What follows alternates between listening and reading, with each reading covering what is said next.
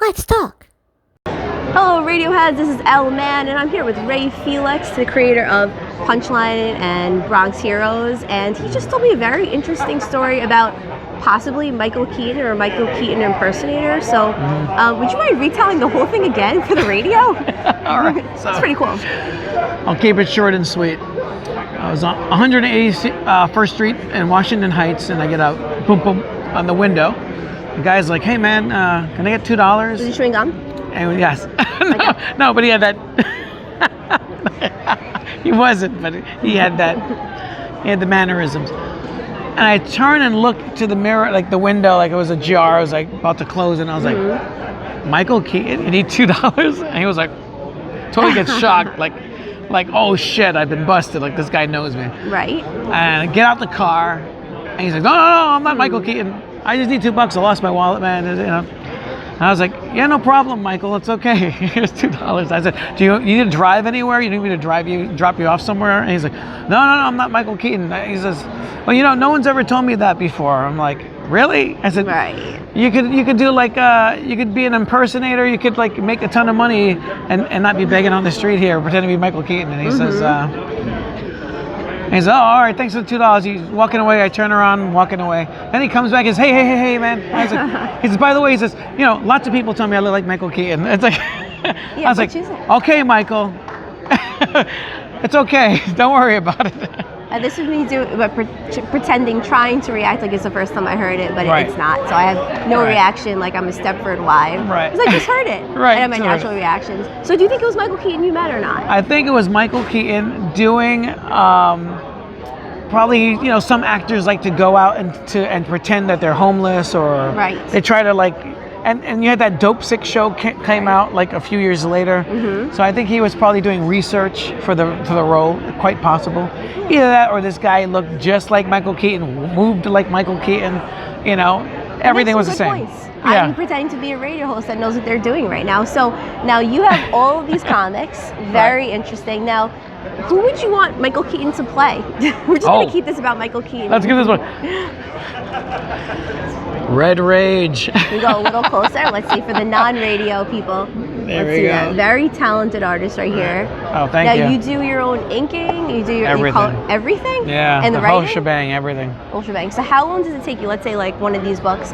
How long does it take you start to finish? Idea, publication. How long does it take to do? These two books I did during the pandemic. Punchline Volume 1 and 2, and there's actually a Volume 3 which I didn't publish yet. Ooh. The lockdown was like a year and a half. I think I did these in 9 months. Both together. So a baby. They're your babies. Yeah, they're my little babies. Yeah, my little pandemic babies. Pieces of advice for people who want to become comic book illustrators, comic book writers? Don't do it. I knew you were going to say that. And why not? Okay, actually, what are the drawbacks? That's a good question. What are the drawbacks? Money. Okay. Time. Paying your rent, being homeless. Oh my God.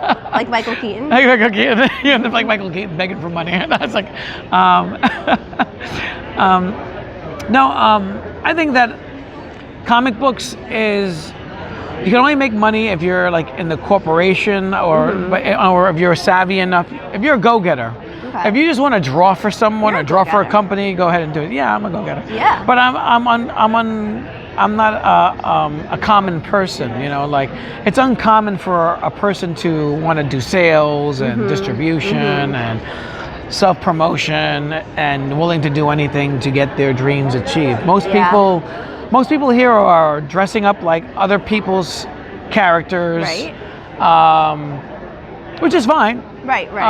No judgment, right? It's the 21st century. No judgment. Judgment's okay. You know, but and they'll invest in other things other than themselves. So you have to like kind of discipline yourself and say, I'm no longer going to invest in, say, Batman. And I'm going to invest in myself. So every cent that I would spend on Batman, I'm going to put to my company, to my creation, to all that. And that's what it really takes. And that takes a bit of self-esteem, because you have to think that you're worth it. Like, girl, you're worth it. Know that you're shit, but you're worth it. Yeah, so that would be my last question. So how do you, what makes you think that you're worth it? Like what helps you keep your self-esteem up? What makes you feel good? What makes you feel worthy? Is there anything that you do or any thoughts that you think if you're feeling off? No, I'm contemplating suicide like Oh at my every God. moment. No, I'm just kidding. I hope not. No. Hopefully you're not immortal. That's my No. newest thought. I think that that was a joke, by the way. Oh yeah. Well, you never know.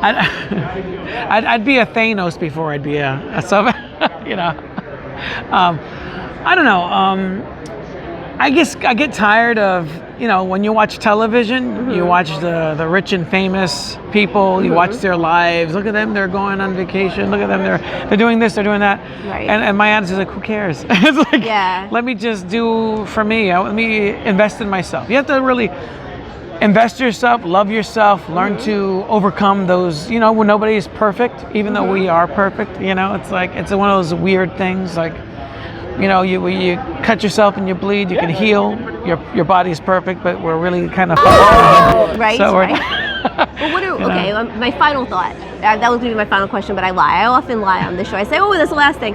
What are 3 things that you do to keep yourself motivated to keep making this incredible art? Or 2 things. I try to avoid people. Okay, I hear you on that. Yeah. People are really. A lot of them.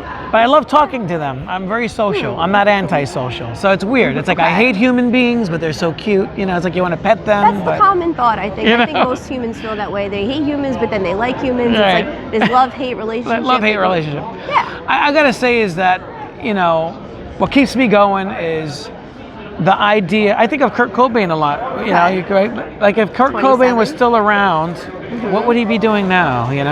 Right. I never thought about that. It's like, and I don't want to be that guy. I don't want to be that guy that faded out fast, lived fast. No, I don't think you're going to. So I'm going to be here for a long time, whether you like it or not. Yeah, I think so. And a lot of people would be happy if I was gone early. So Really? I'm going to just stay alive as long as possible just to fuck with them.